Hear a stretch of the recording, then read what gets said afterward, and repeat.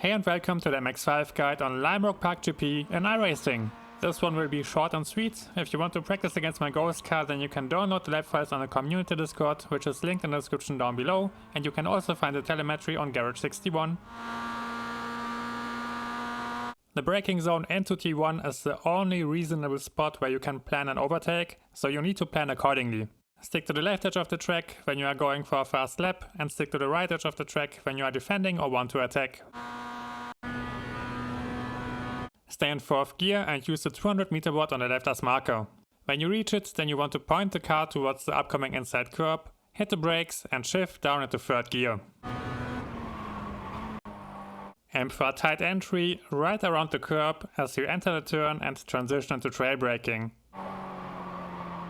Be patient, keep decelerating and use the manual blip on your downshift into 2nd gear. This helps you to keep the car stable throughout the turn.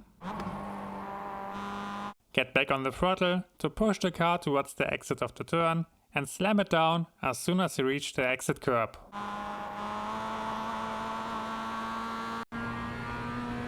Before you enter the 2nd turn, it's important that you push the car a bit to the right to give yourself a slightly wider entry.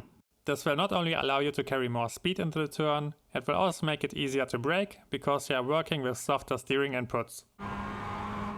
Attack the inside and gently touch the brakes as soon as you reach the left edge of the track. If you are struggling to keep the car under control here, then it's most likely because you are too aggressive on the brakes. You want to work with a really soft input, and again, like in turn 1, you want to use a manual blip when you shift down into 2nd gear.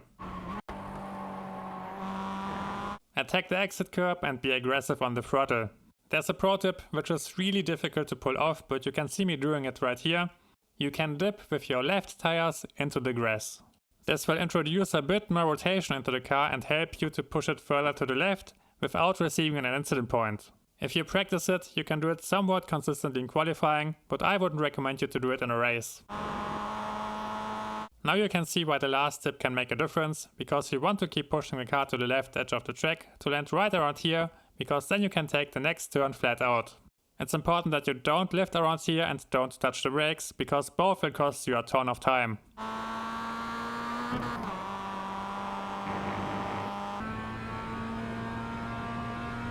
Use the tree on the left as marker for braking, go hard on the brakes and shift all the way down into 1st gear. You want to use the manual blip again on both downshifts to keep the car stable.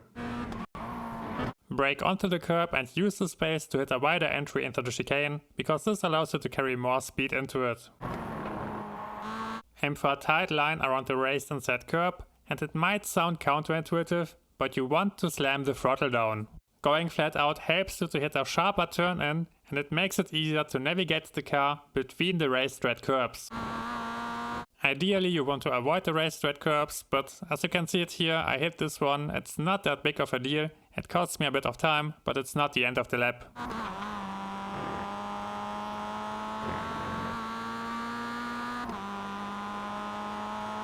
The last 2 turns are easy. You want to approach them on the left edge of the track and decrease the throttle input as soon as you start to turn in.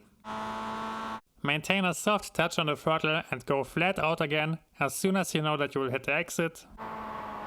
And avoid the inside curb. You want to follow a tight line around it, but you don't want to touch it.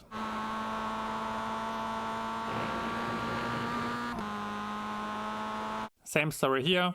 Approach on the left edge of the track, decrease your throttle input and control your speed, and avoid the inside curb. Please like and subscribe when you enjoyed the guide. I wish you all the best for the next weekend. See you next time.